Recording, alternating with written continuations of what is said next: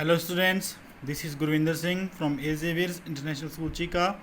Today I am going to explain you revaluation of assets and liabilities, chapter 2 of accountancy, class plus 2 commerce. So बेटा last video से हम क्या कर रहे हैं कि जो भी रिजर्व्स होती हैं या फिर रीवैल्यूएशन होता है एसेट्स या लाइबिलिटीज़ का या जो गुडविल होती है उसका जो ट्रीटमेंट है वो हम सेम ही कर रहे हैं, यानी कि एडजस्टमेंट एंट्री के द्वारा कर रहे हैं। और यही लास्ट कंसेप्ट था आपका इस चैप्टर सेकंड का, जिसके अंदर जो पार्टनर्स हैं वो किसी भी रिज़र्व को या फिर प्रॉफिट्स को डिवाइड नहीं करना चाहते हैं, वो उसको ऐसे ही बरकरार रखना चाहते हैं अपने अगले सालों में भी।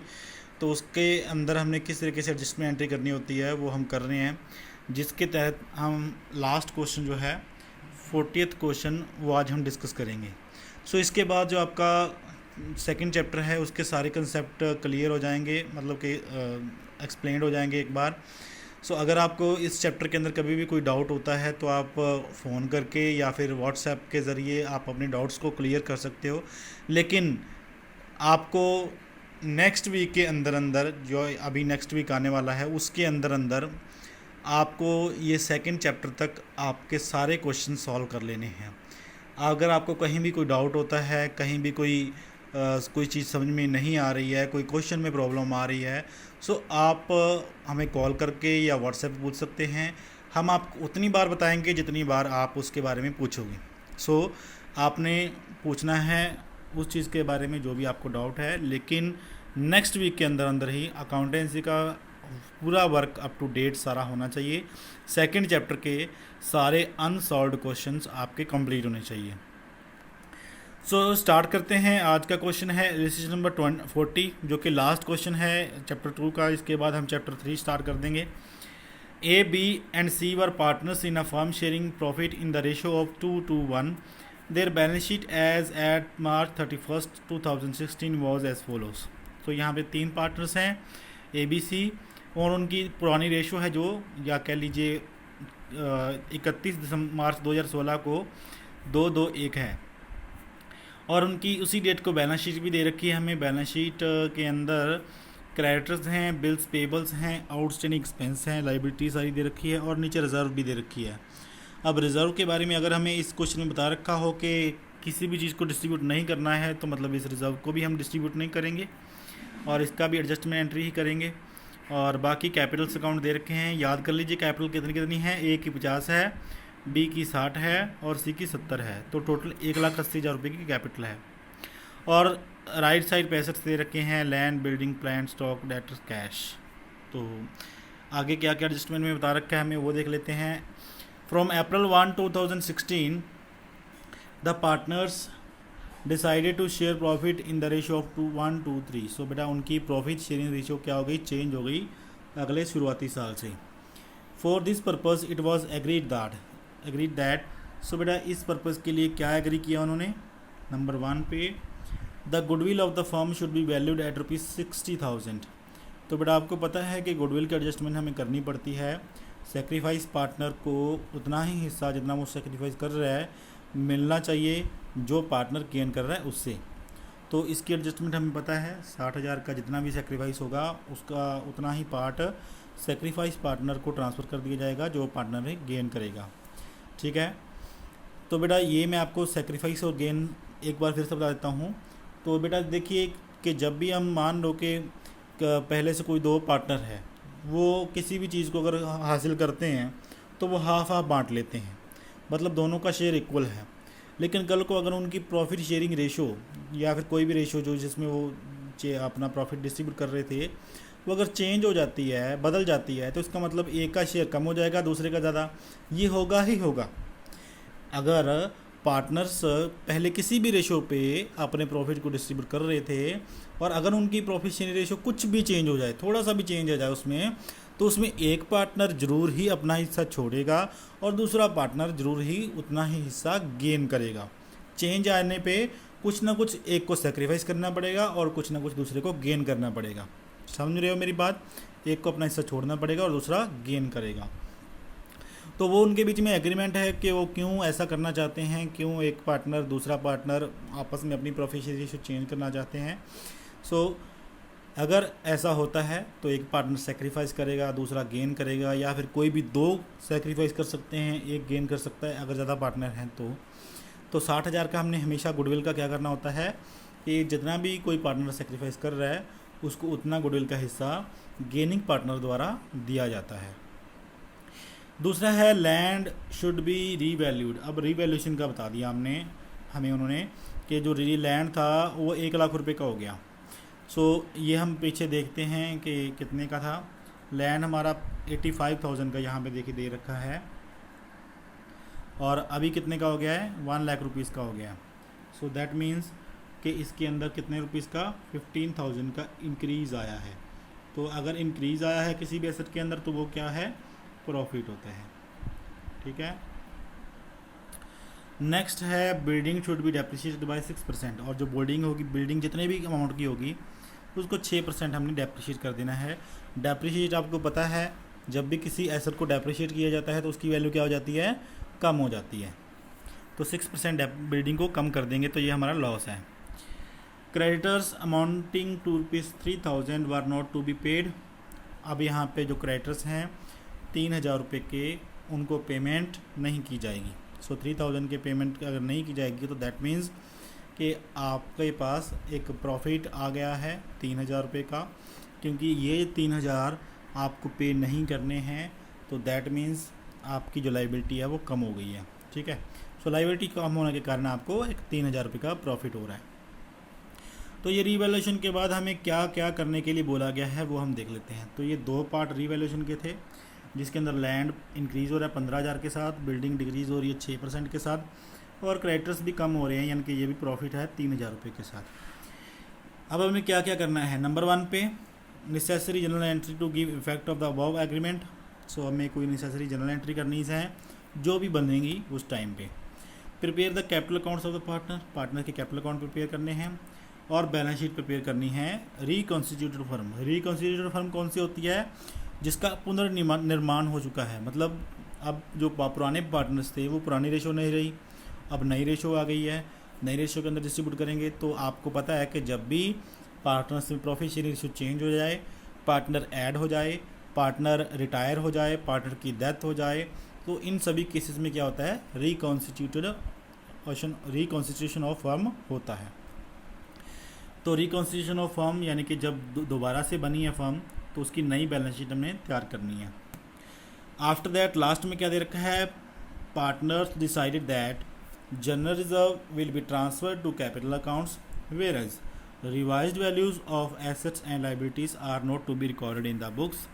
तो यहाँ पे हमें 2 केस उन्होंने दे दिए, दोनों के बारे में क्लियरली उन्होंने बता दिया है, तो हमें कोई कन्फ्यूजन नहीं होनी चाहिए। नंबर 1 पे उन्होंने क्या कहा है कि जनरल रिजर्व जो है, जनरल रिजर्व ट्रांसफ़र की जाएगी कैपिटल अकाउंट्स के अंदर। अब कैपिटल अकाउंट किस किस का, ABC तीनों का। अगर तीनों के अकाउंट में आप जनरल रिजर्व ट्रांसफ़र कर रहे हो तो इसका मतलब आप अपनी बैलेंस शीट से जनरल रिजर्व को क्या कर दोगे, हटा दोगे। अंडरस्टूड है। हटाने का मतलब ये है कि जनरल रिजर्व को डेबिट करके पार्टनर्स के कैपिटल अकाउंट में डिस्ट्रीब्यूट कर दोगे। ठीक है। General reserve account debit to A to B to C। लेकिन ये किस रेशो में बांटा जाएगा हमको, ABC में किस रेशो में, न्यू रेशो में? बिल्कुल नहीं, क्योंकि इन्होंने ये जनरल रिजर्व पुरानी है तो पुरानी रेशो में ही वो बांटेंगे, क्योंकि उन्होंने तीनों इकट्ठे कमा रखी है पुरानी रेशो में, पुराने एग्रीमेंट के अकॉर्डिंगली उन्होंने कमा रखी है ये। लेकिन दूसरा उन्होंने कहा कि अगर एसेट्स और लाइबिलिटीज़ के अंदर कोई चेंज आ रहा है तो वो रिकॉर्ड नहीं किया जाएगा। तो अगर एसेट्स एंड लाइबिलिटीज़ के अंदर कोई भी चेंजेस आते हैं तो वो रिकॉर्ड नहीं किया जाएगा। सो इस तरीके से हमने इनकी जो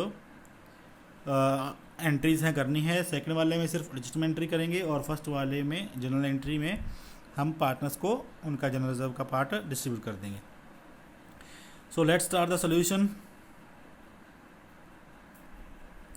सो नंबर 1 पे हमने ये निकाला था कि जो लैंड था हमारा वो 15,000 क्या हो रहा है, इंक्रीज हो रहा है, यानी कि ये प्रॉफिट का हिस्सा है। दूसरी तरफ बिल्डिंग जो है वो 6% कम हो रही है। 6% का मतलब है 50,000 इंटू 6%, तो 3,000 रुपीज़ हमारा बन जाएगा, यानी कि ये 3,000 रुपीज़ का बिल्डिंग का लॉस हो गया हमारा। आगे आता है था कि भी आपके जो क्रेडिटर्स हैं वो भी कम हो गए हैं 3,000 रुपीज़ के साथ, तो ये आपका प्रॉफिट था, तो ये भी 3,000 के जो क्रेडिटर्स हैं वो आपके कम हो जाएंगे। तो कुल मिला के हमने क्या करना है, यहाँ से प्रॉफिट या लॉस निकालना है और इसके अंदर गुडविल को भी ऐड कर लेना है, ठीक है।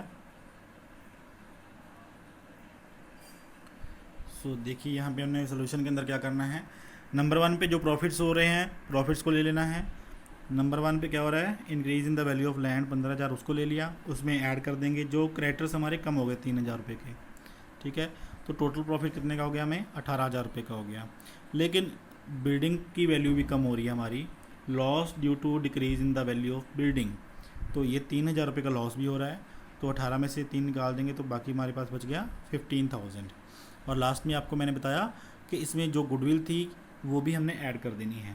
बेटा ये गुडविल हर केस में ऐड हमने नहीं करनी, सिर्फ उसी केस में करनी है जब हमें ये बोला जाए कि जो भी एसेट्स हैं वो रीवैल्यू हो रहे हैं, जो भी रीवैल्यूशन हो रहा है वो चेंजेस नहीं किए जाएंगे बुक्स के अंदर, रीवैल्यूएशन के चेंजेस नहीं किए जाएंगे। तो उसी केस में जो रीवैल्यूएशन का प्रॉफिट हो रहा है हमें जहाँ पे जैसे 15,000, उसके अंदर 60,000 रुपये की गुडविल को ऐड कर देंगे, तो टोटल इफेक्ट कितने का है, 75,000 का ये प्रॉफिट है। अंडरस्टूड। अब हमें क्या देखना है कि कौन सा पार्टनर भाई गेन कर रहा है और कौन सा सेक्रीफाइस कर रहा है, ताकि हम ये देख सकें कि 75,000 का जितना पार्ट हमें किसी सेक्रीफाइसिंग पार्टनर को देना है वो सेक्रीफाइस कौन कर रहा है और वो कितना सेक्रीफाइस कर रहा है, ठीक है। जिसके लिए हम हमेशा आपको सजेस्ट करेंगे न्यू रेशो में से कौन सी रेशो आप माइनस करो, ओल्ड रेशो माइनस करो, जिससे अगर आपको नेगेटिव में रिज़ल्ट मिले तो उसको सेक्रीफाइस कहेंगे और अगर आपको पॉजिटिव में रिज़ल्ट मिले तो उसको गेन कहेंगे, ठीक है, अगर आप न्यू माइनस ओल्ड रखते हो तो। लेकिन कई बार बुक्स में न्यू माइनस ओल्ड भी कर रखा होता है, कई बार ओल्ड माइनस न्यू भी कर रखा होता है। सो अगर आप न्यू माइनस ओल्ड ही करते हो सेक्रीफाइस या गेन दोनों निकालने के लिए, तो सेक्रीफाइस आपका माइनस में आएगा और गेन आपका पॉजिटिव में आएगा, ठीक है, जिससे आपको सेक्रीफाइस करने वाले और गेन करने वाले पार्टनर्स के बारे में पता चल सकता है आसानी से। सो देखिए यहाँ पे इन्होंने क्या किया है, ए का सेक्रीफाइस निकाल रखा है। सबसे पहले ओल्ड रेशो दे रखी है, ओल्ड रेशो में से न्यू रेशो माइनस कर रखी है और माइनस करके उसके पास आ गया 730, यानी कि 7/30 के साथ सेक्रीफाइस कर रहा है ए को इतना हिस्सा कम मिलेगा अभी आगे से। बी जो है उसकी ओल्ड रेशो में से न्यू रेशो माइनस कर रखी है, तो उसका भी सेक्रीफाइस आ गया है आपके पास 2/30। सो ए और बी दोनों ही सेक्रीफाइस कर रहे हैं और दोनों का सेक्रीफाइस कितना हो गया 9, तो यानी कि जो सी है वो गेन करेगा और वो कितना गेन करेगा 9/30 का गेन करेगा। ये भी माइनस करके हमें पता चलता है जो भी उनकी यहाँ से उन्होंने क्या किया है न्यू रेशो में से ओल्ड रेशो माइनस कर रखी है, ठीक है। सो यहाँ पे 9/30, तो यहाँ पे आप एक ही फॉर्मूला लगा सकते हो न्यू माइनस ओल्ड। अगर रिज़ल्ट आपका नेगेटिव आएगा तो वो सेक्रीफाइस होगा, अगर आपका रिज़ल्ट पॉजिटिव आएगा तो वो गेन होगा, ठीक है। सो यहाँ पे हमने ये तो निकाल लिया कि कौन सा पार्टनर सेक्रीफाइस कर रहा है और कौन सा गेन कर रहा है और कितना कितना वो सेक्रीफाइस और गेन कर रहे हैं। अब हमने क्या करना होता है, जितना भी हमारे पास गुडविल को मिला करके या रीवैल्यूएशन का प्रॉफिट है वो ले लेना है हमने और उसको डिस्ट्रीब्यूट कर देना है उनकी सेक्रीफाइस के अंदर, ठीक है। 75,000 का 730 करेंगे तो 17,500 रुपया इसको मिलना चाहिए, क्यों, क्योंकि ये सेक्रीफाइस कर रहा है। तो जो भी पार्टनर सेक्रीफाइस करेगा उसका अकाउंट क्या कर दिया जाएगा, क्रेडिट। तो क्या बी का भी क्रेडिट होगा, बिल्कुल बी का भी क्रेडिट कर देंगे। क्या सी का भी क्रेडिट होगा, नहीं, सी गेन कर रहा है तो सी के अकाउंट में से ये माइनस करेंगे यानी कि डेबिट करेंगे, ठीक है। तो 22,500 किसके इक्वल होना चाहिए, 17,500 प्लस 5,000। तो क्या 17,500 प्लस 5,000 22,500 बनते हैं, बिल्कुल। 17 प्लस 5 22, 22 प्लस 500 22,500 रुपीज़ हमारा हो गया। एक बार और मैं आपको इस क्वेश्चन के अंदर बता देता हूँ। लास्ट क्वेश्चन के अंदर हमने क्या किया था, जनरल रिजर्व या प्रॉफिट्स जो भी थे उनको भी बीच में ऐड किया था, आपको याद होगा। तो जो जनरल रिजर्व थी और जो प्रॉफिट था, ठीक है, उसको भी हमने इसी के अंदर ऐड किया था। क्यों ऐड किया था? क्योंकि उन्होंने ये बता दिया था कि किसी भी चीज़ को अल्टरेशन नहीं किया जाएगा, मतलब किसी भी चीज़ को चेंज नहीं किया जाएगा। या लेकिन इस क्वेश्चन में उन्होंने साफ साफ हमें बता दिया कि लेकिन जनरल रिजर्व को ट्रांसफ़र किया जाएगा कैपिटल अकाउंट्स के अंदर। तो जनरल रिजर्व को डायरेक्टली कैपिटल अकाउंट में ट्रांसफ़र कर देंगे तो उसका कोई भी इसके ऊपर इफेक्ट नहीं आना चाहिए, यानी कि उसको इसके अंदर हमने ऐड नहीं करना। जिस चीज़ को हम डिस्ट्रीब्यूट कर देंगे, जिस चीज़ को हम डिवाइड कर देंगे, उसको यहाँ पे लिखने का कोई फ़ायदा नहीं, क्योंकि वो पार्टनर्स में ओल्ड रेशो में डिवाइड कर चुके हैं हम। ठीक है, अब देखिए जनरल एंट्रीज कौन कौन सी आएंगी। नंबर 1 पे जनरल रिजर्व को डिवाइड करने की, जैसे उन्होंने पहले केस बताया था हमें क्वेश्चन के अंदर कि जनरल रिजर्व को कैपिटल अकाउंट में ट्रांसफ़र कर दो, तो हम क्या करेंगे, जनरल रिजर्व को डेबिट कर देंगे to A, to B, to C, लेकिन ये किस रेशो में होगा, ओल्ड रेशो में, 2:1 रेशो में हमने उसको डिवाइड कर दिया 50,000 रुपये को। ठीक है, दूसरी एंट्री हमने क्या करनी है, सेम डेट को जो अभी अभी हमने किया है कि पार्टनर्स जो है 75,000 का कुछ हिस्सा, चाहे उसमें गुडविल है, चाहे उसमें रीवैल्यूएशन के एसेट्स और लाइबिलिटीज़ हैं, जितना भी वो सेक्रीफाइस कर रहे हैं, ए सेक्रीफाइस कर रहा था उसको 17,500 मिल गया, बी भी सेक्रीफाइस कर रहा था उसको 5,000 मिल जाएगा, लेकिन ये दोनों अमाउंट्स देगा कौन, ये सी देगा जो पार्टनर गेन कर रहा है। 22,500 से सी को डेबिट कर दिया हमने और ए और बी को क्रेडिट कर दिया हमने। ठीक है, तो ये दो एंट्रीज ही जनरल एंट्रीज आनी है। पहले वाले में हमने जो जनरल में ट्रांसफ़र किया है जनरल रिजर्व को, और दूसरे वाले में जो एडजस्टमेंट एंट्री की है हमने, चाहे वो रीवैल्यूएशन कह लो चाहे वो गुडविल कह लो। नेक्स्ट हमने कैपिटल अकाउंट्स प्रिपेयर करने हैं। हाँ जी, तो कैपिटल अकाउंट्स आपको बैलेंस याद होगा, कहाँ से स्टार्ट हुआ था, ए का 50 था, बी का 60 था और सी का 70,000 था। तो ये बैलेंस आपने याद कर रखे होंगे, तो वही बैलेंस हर लिए बाय बैलेंस ब्रो डाउन 50,000 ए का, बी का 60,000 और सी का 70,000 रुपया। ठीक है, उसके बाद हमने अभी भी जनरल एंट्री कौन सी की है, अभी भी हमने जो दो जनरल एंट्रीज़ की हैं उन जनरल एंट्रीज़ को यहाँ पे हमने कैपिटल अकाउंट्स में ले लेना है। पहले हमने की थी जनरल रिजर्व की, general reserve account debit to A, to B, to C, यानी कि तीनों के कैपिटल अकाउंट क्या हो रहे थे, क्रेडिट हो रहे थे, है ना। तो यहाँ पे क्रेडिट साइड हमने एंट्री करनी है, लेकिन उसको लिखा क्या जाएगा, by general reserve, by general reserve. तो यहाँ पे हमने क्या लिख दिया, second entry by general reserve. A के अकाउंट में हमने 20,000 डाला था, बी के अकाउंट में भी 20,000 और सी के अकाउंट में भी 10,000। तो टोटल 50,000 की जनरल रिजर्व हमने उनकी ओल्ड प्रोफिट रेशो में डिवाइड कर दी थी। ठीक है, अब दूसरी एंट्री करेंगे जो हमने दूसरी जनरल एंट्री कर रखी थी। दूसरी जनरल एंट्री क्या थी, यहाँ पे सी जो था वो गेन कर रहा था, तो सी डेबिट किया था हमने, टू ए, टू बी, ऐसे ही हमने जनरल एंट्री की थी ना। ए और बी क्या हो रहे थे, क्रेडिट हो रहे थे, तो यानी कि ए और बी के क्रेडिट साइड एंट्री आएगी। तो ए के अकाउंट में 17,500 डाल दिया, बी के अकाउंट में 5,000 डाल दिया। ठीक है, लेकिन इसको पर्टिकुलर्स में क्या लिखा जाएगा, बाय सीज कैपिटल अकाउंट। तो यहाँ पे हमने बाय सीज कैपिटल अकाउंट लिख दिया। ठीक है, अंडरस्टूड। नेक्स्ट जो अभी यहाँ पे सी का कैपिटल अकाउंट था वो डेबिट भी हो रहा था, तो यानी कि सी के कैपिटल में डेबिट साइड भी एंट्री आनी चाहिए। तो यहाँ पे हमने डेबिट साइड पे सी के अकाउंट में 17,500 की एंट्री कर देनी है।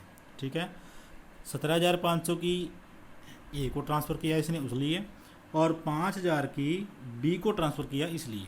तो ये जो है ये क्रेडिट साइड इन्होंने दिया ए और बी को, ये कहाँ से दिया, सी के अकाउंट से निकाल के माइनस करके। ठीक है, तो सारी एंट्री हो चुकी हैं। नंबर 1 पे हमने क्या किया था, बैलेंस उठाया था जो बैलेंस शीट में हमें दे रखा था। उसके बाद इनके अकाउंट्स में जनरल रिजर्व को ट्रांसफ़र किया था, उसकी एंट्री कर दी। उसके बाद सी के अकाउंट से कुछ पैसे निकाल के ए और बी को दे दिए थे, यहाँ से डेबिट करके यहाँ से भी क्रेडिट कर दिए थे। और उसके बाद अभी हमने कुछ नहीं करना है, ये एंट्रीज हो चुकी हैं। अब हमने बैलेंस निकाल लेने हैं कि कितना कितना इनका बैलेंस अभी नया बैलेंस बच रहा है। तो अगर हम बैलेंस देखें तो 50 में 20 ऐड हो गए, 70,000 प्लस 17,500, तो यानी कि 87,500 रुपीज़। तो ये बैलेंस इसका एक आ गया। 60 + 20 80, 80 + 5,000 85,000, तो ये बी का आ गया। 70 + 10 80, 80,000 में से ये 22,500 का टोटल बैलेंस, यानी कि 17,500 माइनस 5,000, ये अगर निकाल देंगे तो हमारा बचेगा 57,500 रुपीज़ का बैलेंस। तो अभी ये देख लीजिए, अब तीनों के बैलेंस चेंज हो चुके हैं, ए, बी और सी के। अब हमें इन नए बैलेंसेस को अपनी नई बैलेंस शीट के अंदर ले लेना है। सो बैलेंस शीट देख लीजिए। क्रेडिटर्स जो थे वो 30,000 के थे, उसको 30,000 ही लेंगे क्योंकि कोई भी वैल्यूज़ को रीवैल्यूएशन वैल्यू को चेंज करने के लिए हमें नहीं बोला गया। लैंड 85 का ही लेंगे, बिल्डिंग 50 का ही लेंगे, और बाकी एसेट्स में कोई चेंज आया ही नहीं था। ठीक है, तो रीवैल्यूएशन हमने किया तो ज़रूर है, लेकिन उनको रिवाइज्ड वैल्यू को हमने नहीं लेना, क्योंकि वो पार्टनर्स चाहते ही नहीं हैं कि अपनी वैल्यूज़ को रिवाइज करें, चेंज करें। ठीक है, तो उसके बाद हमने क्या किया था, एक रिज़र्व थी इस साइड, लाइबिलिटी साइड एक रिज़र्व थी, वो उसको हमने डिस्ट्रीब्यूट कर दिया पार्टनर्स को, यानी कि वहाँ से वो चल कर कहाँ चली गई, इन कैपिटल अकाउंट्स में ऐड हो गई है। तो उसको हमने हटा देना है, क्योंकि उसको हम क्या कर चुके हैं, कहाँ पे ट्रांसफ़र कर चुके हैं, कैपिटल अकाउंट्स में ट्रांसफ़र कर चुके हैं, क्योंकि वो पुरानी बैलेंस शीट थी, अब ये नई बैलेंस शीट है 1 अप्रैल की। तो अब यहाँ पे जनरल रिजर्व को हमने हटा दिया, और ये एसेट्स को चेंज नहीं करना, क्योंकि उन्होंने लास्ट में बोल रखा था कि रिवाइज्ड वैल्यू को बुक्स में ऐड नहीं किया जाएगा। अब यहाँ पे सिर्फ हमने क्या करना है, रिज़र्व को हटा देना है पुरानी बैलेंस शीट में से। अगर पुरानी बैलेंस शीट हमारे सामने हो तो उसमें से रिज़र्व को हटा देंगे, जनरल रिज़र्व को, और यहाँ पे नए बैलेंसेस ले लेंगे हम, ए, बी और सी के न्यू बैलेंसेस। आपको याद होगा कि पहले यहाँ पे 50, 60 और 70 हज़ार के बैलेंसेस थे, लेकिन अभी यहाँ पे 50, 60 और 70 के बैलेंसेस नहीं हैं। अब यहाँ पे जो बैलेंसेस आए थे वो हमने ले लिए। ठीक है, और अब क्या करना है, रिज़र्व को हटा के इन नए बैलेंसेस को लेकर के जब हम दोबारा से टोटल करेंगे तो वो 3,05,000 का बैलेंस होना चाहिए, जिससे आपके दोनों साइड की बैलेंस शीट जो है वो मैच कर जाएगी और आपका क्वेश्चन जो है वो करेक्ट हो जाएगा।